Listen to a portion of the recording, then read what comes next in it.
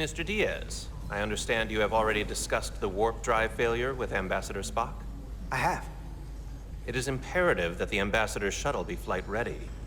I need you both to ascertain the root cause of the system failures he encountered. I'm surprised, Commander. I thought you would have wanted to work on Ambassador Spock's shuttle yourself. I respect the Ambassador and his many accomplishments, but I do not derive any satisfaction from interacting with his shuttle as if it were somehow transubstantiated through its association with him. Especially when I have the entirety of this starship to concern myself with. I am not the chief engineer of this shuttlecraft. The Ambassador asked me to take a look, and I'm ready to crack this thing open. Good. You could learn from Mr. Diaz's focus. I'll take notes. Then I will leave you to it. Make note of any abnormalities in your report. Carry on. One nice thing about Vulcans. Chovak is the only person who didn't look at this and treat me like I was something to pity. Doc says I should get used to it. Doesn't mean I want to be reminded of it every minute of the day. I'm sorry I went first. Now that sounds like self-pity, and I'm even less interested in that. But Nilly... Okay. Let's just crack the shuttle open and see what we're dealing with.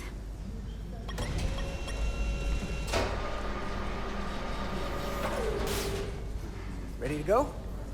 All set. Let's run the diagnostic.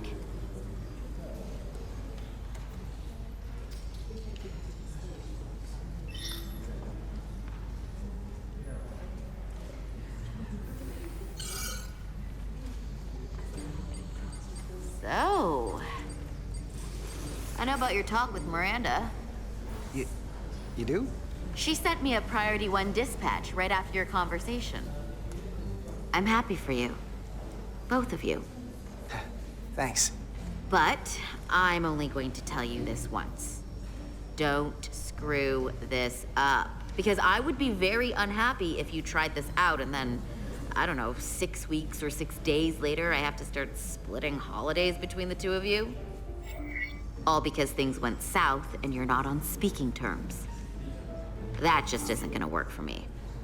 You really don't believe in me, huh? It's not you. Or her.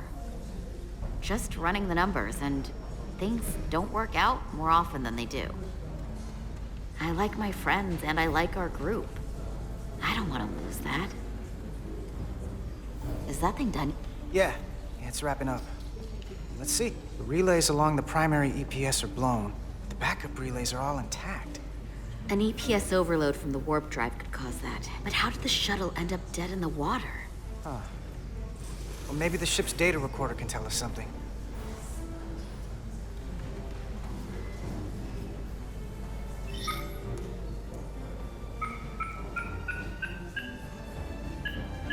Here.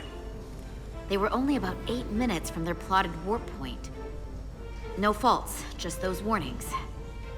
What are they?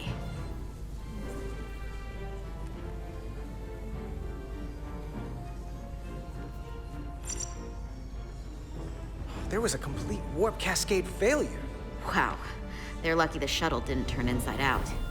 Makes me think the computer panicked on the warp field equation. The warp field became inverted suddenly. I've seen this happen when the center warp coil cracks. A cracked warp coil throws a fault code.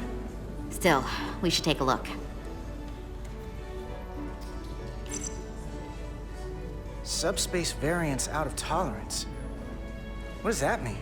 It means the main navigation array lost sight of space somehow. Will the array going offline cause that? Yes, but it should have also thrown a fault code. Any one of these failures should have thrown a fault. If it was caused by a system failure. None of this caused the relays to blow. Roll forward to when that happened. Yes, ma'am. So here, they take a moment to get their bearings and they attempt to re-engage the warp drive. There. That's the relays blowing. And look, there's another warp system alert. They're all the same. Subspace variance out of tolerance, or warp inversions. Finally, there's a complete warp cascade failure. Then it's one of two things. Either a warp coil is cracked or the navigation array is offline. That makes sense. Divide and conquer. You want to check the warp coils or the navigation array? I'll check the other. Let's not overcomplicate this. One of these systems is likely broken. I'll check the nacelles for a cracked coil.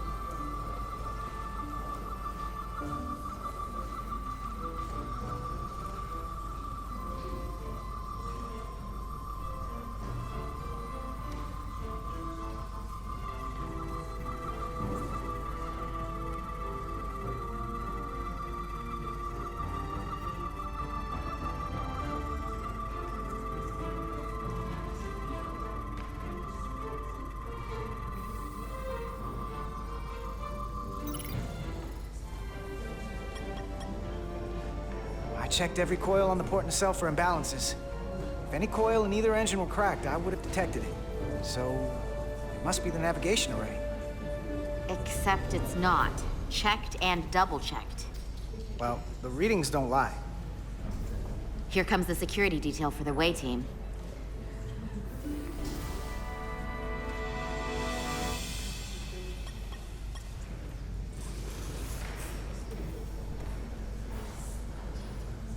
Hey. I'm not here. We're escorting the negotiating team to the surface as soon as they come down from the bridge. I don't want to interrupt some important work. I was just hoping to see you before I go. The captain and the others will be here any minute now. Should be an interesting ride down to the surface. You're the one with the important job to do, keeping the captain safe. And Ambassador Spock. It doesn't always feel that way. Baking in the hot sun, standing guard next to an empty shuttlecraft. But it has its moments. Hey, Maris. Aren't these those button pushers you're always hanging out with? And you're the phaser jockeys we always beat in Parisi squares, right? All aboard for Hotari. That another one of the captain's railroad things? Gotta be. I just usually zone out by the time he gets to the whole, steam engines were the warp drives of their day part. Catch y'all later. You don't want to miss your train. I do have to go.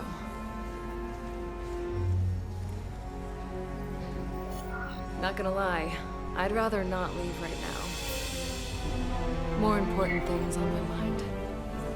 Go on, do your job. I'll be right here waiting for you when you get back. You better be.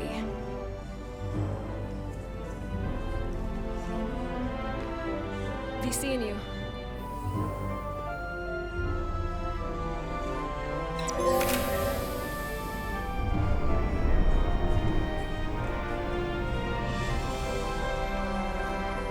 It's Diaz. If you could float back down to reality, we still have a ways to go.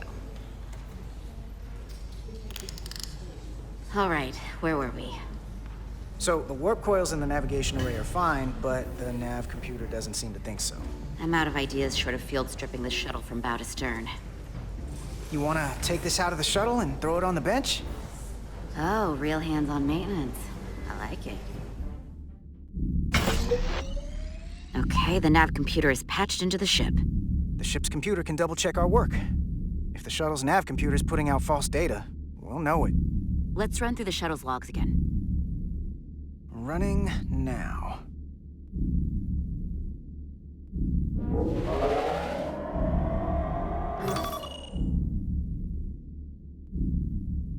Same. Warp field inversion and a cascade failure. However, the Resolute computer doesn't show the same subspace variance. We're in the same conditions that the shuttle was in when it failed. Why wouldn't the ship's computer get a matching result? What if the subspace variance was a momentary occurrence? That's a possibility, and it would explain why the simulation under our current sensor readings failed to reproduce the issue. But a subspace anomaly strong enough to cause a warp field collapse would leave graviton ripples for days. Let's run with the momentary subspace variance theory for now.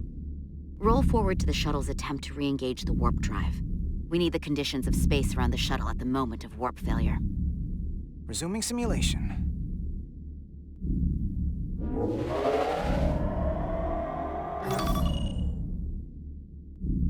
Error in warp field calculation. Cochrane formula variables are out of range. That right there. Take the shuttle sensor data from that moment. Computer, why did the warp field calculation fail? Warp field pressure returned non-orthogonal. Results are undefined. That doesn't help. Wait, what if we use a different ship? Put the Resolute into the simulation instead of the shuttle. Yeah, it should warp just fine. Unless... Computer, run the simulation with the Resolute. Resolute simulated. Computer, give me manual control on the warp power. Static field intensity, warp 1.1. 1.2.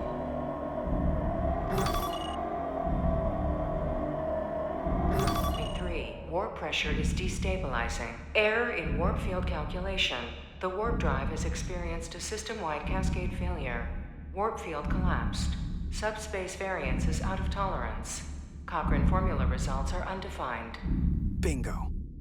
What-o? The same moment when the shuttle failed to warp, so did the ship. Whatever happened to the shuttle just happened to us. The Resolute will not sustain warp. We can't leave Hotari space.